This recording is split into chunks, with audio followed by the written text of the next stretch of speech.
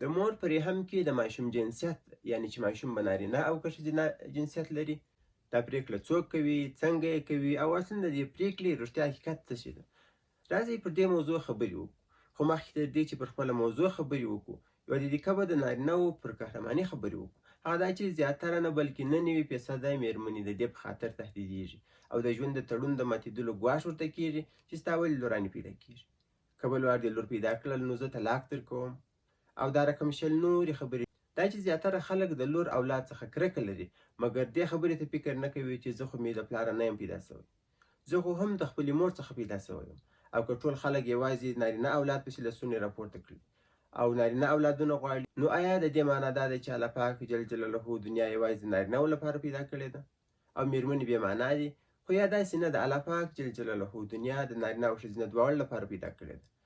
که د دې دواړو څخه یو نه وي نو د مځکې پر مخ د انسانانو شتون په شاوخوا 100 کاله کې په مکمل شکل سره له منځه څخه ځي. نور تر نصیحت تېرېږو، خپل په موضوع باندې خبرې کوو. د ماشوم جنسیت د مور په رحم کې څنګه او د چا په واسطه باندې ټاکل کېږي؟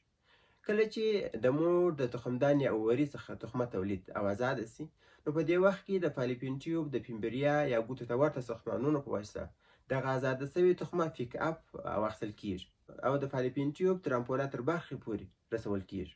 په دې وخت کې د الله پاک جل جلاله په حکمت سره د تخمې څخه داسې کیمیاوي سیګنالونه تولیدېږي چې د دې سیګنالونو په نتیجه کې د فالوپین ټیوب د سیلیاوو حرکات د رحم څخه د تخمې و طرف ته شروع کېږي چې په برکت یې د نارینه سپرم په ډېره اسانۍ سره تر تخمې پورې ځان رسولی سي. او کله چې سپرم تخمې ته ورسیږي نو د تخمې پر شاوخوا د کرونا راډیاټا حجراتو څو طبقات راګرځېدلي وي. د دې کرونا راډیاټا حجراتو څخه د سپرم د تېرېدلو لپاره او په تعقیب یې تخمې ته د داخلېدلو لپاره سپرم 3 خصوصیاتو ته ضرورت لري. هغه دا چې سپرم به هیالورونډیز انزایم لري، سپرم به لکۍ لري او سپرم به د اکروزین انزایم لري.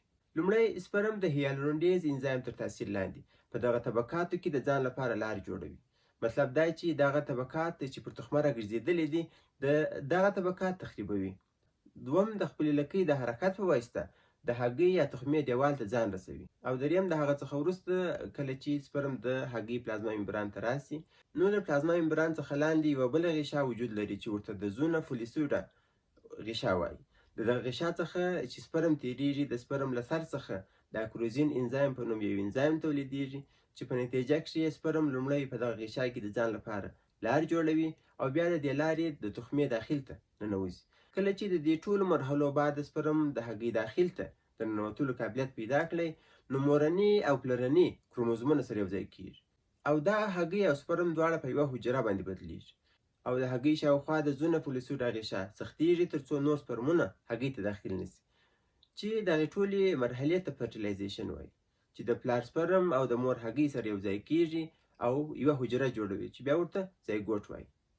او د ماشوم جنسیت یا د جنین جنسیت هم د فرټیلایزیشن یعنی کله چې د مور او پلار د سپرم او هګۍ کروموزومونه سره یوځای کېږي په دغه وخت کې د ماشوم جنسیت ټاکل کېږي.